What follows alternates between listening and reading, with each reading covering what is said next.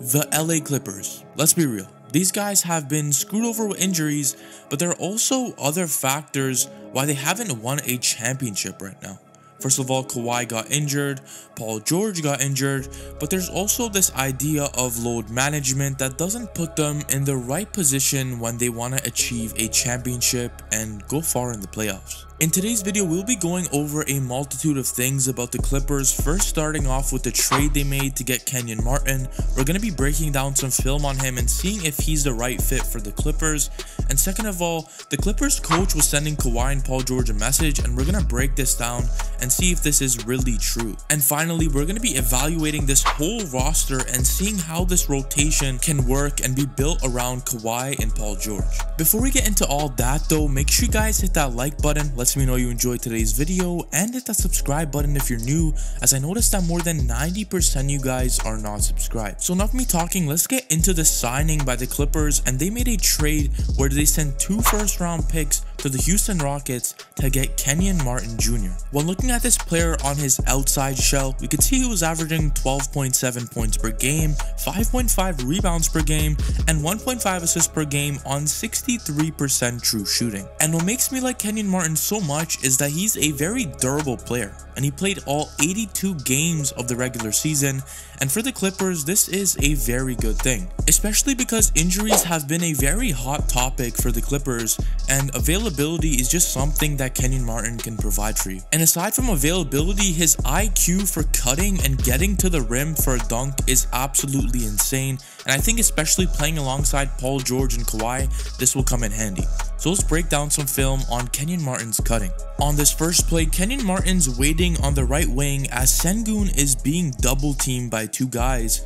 And once he sees this, he knows that there's an open patch in the paint because of this. So he runs right into the paint, grabs the ball, and does an emphatic dunk and scares away Nicholas Batum. And even on this second play here, Kenyon Martin is spotting up on the right corner, and once the guy on this left side cuts, it causes his man to drag in, giving him a wide open lane in the right baseline, and he grabs the ball and dunks it. So he knows exactly how to cut and when to cut. And when we look at the financial situation for Kenyon Martin, he's only being paid $1.9 million next season, so it's a pretty low risk for the Clippers, and they're only paying $1.9 million for a guy that's averaging 12 points and has a lot of potential. So for 2 second-round picks, I love this trade, and I think that his cutting will work very well with this Clippers team, especially when we look at players like Russell Westbrook.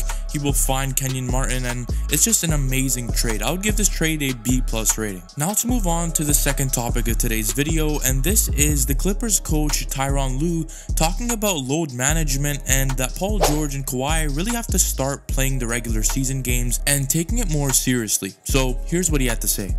Because, you know, everybody hear the load management and they kind of give those guys a hard time, but at the end of the day, like, you think they don't want to play in the playoffs? Like, these are real significant injuries. One thing I told Kawhi and PG this summer, like, we do got to approach the regular season in a different way. Like, let's be serious about it. Let's not wait to the playoffs because it matters. Like, who you get matched up with, have a home court advantage. Tyronn Lue spitting nothing but facts. You know, he's a type of coach that talks to their players straight up. He doesn't lie to them. He doesn't sugarcoat things. And a good example of this was with LeBron James in the Game 7 finals against the Golden State Warriors.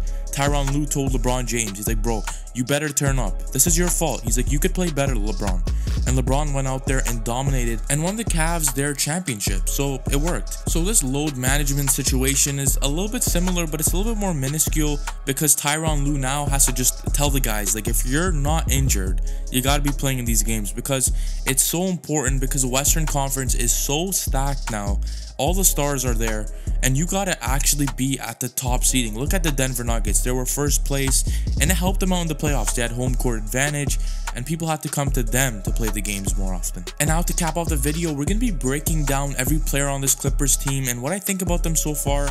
So first of all, we gotta talk about Russell Westbrook. I love how he came back on a very team-friendly contract. You're not gonna get a player like Russell Westbrook for 2 years, $7.86 million. That is unheard of. And I think it's the first time Russell Westbrook's happy in a team.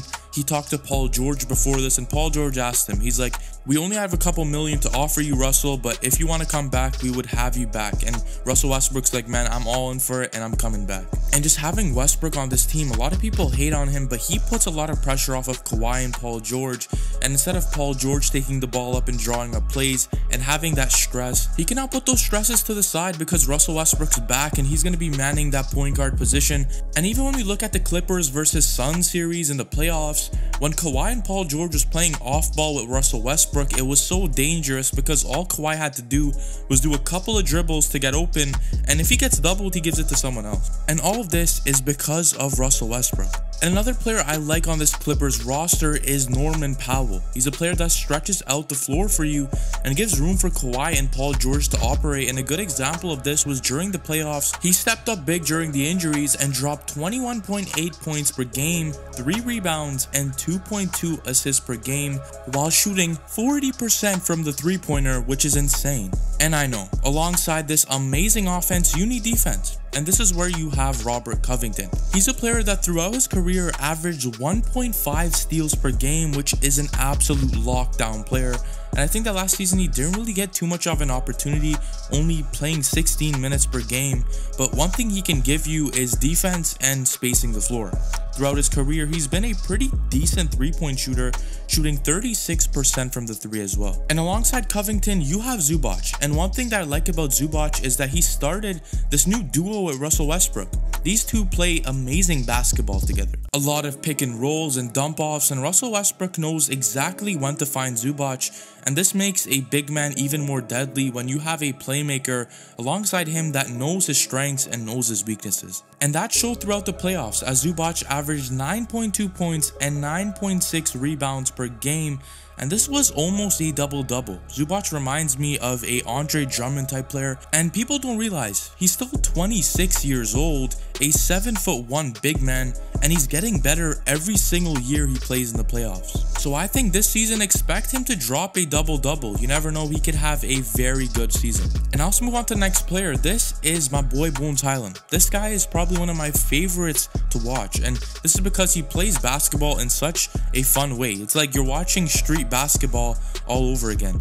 And the way he dribbles, the way he can impact scoring coming off the bench is exactly what you need for the Clippers, especially if you don't have a Kawhi or Paul George. You can expect him to go out there and just flat out score. And in the playoffs, he only played 16 minutes per game, but still found a way to score 9 points per game. And once again, Bones Hyland is only 22 years old. He needs some more experience playing in the playoffs, and he needs more experience playing with his team, period, because these injuries, him coming from the trade deadline, it didn't really help him too much. So I think next season, he's going to be way more comfortable with this roster, and I expect his efficiency and field goal percentage to increase tremendously. And as I'm going through this roster, it's even more deep. You got players like Terrence Mann, who has been going crazy in the playoffs, and he was very efficient. Last postseason, he had 10 points, and shooting this at a 57% field goal while giving you some assists and rebounds at the same time. You got Nicholas Batum, who is a proven vet and can legitimately space out the floor for you and play some defense. And let's not forget about Marcus Morris and Mason Plumlee on top of this. I don't know, guys, every single player on this roster looks very good, and I feel bad for the coach because when I'm going through this roster, you're gonna have to leave out 3 guys in this rotation and they're not gonna like it. Let me know in the comments, what do you think the rotation will look like for the Clippers? Go right down in the comments. I'm actually very interested to see who will be left out in this roster. But if you enjoyed today's video, make sure you guys smash the like button and hit that subscribe button if you're new to the channel. And as Kawhi says, enjoy this moment and have fun with it.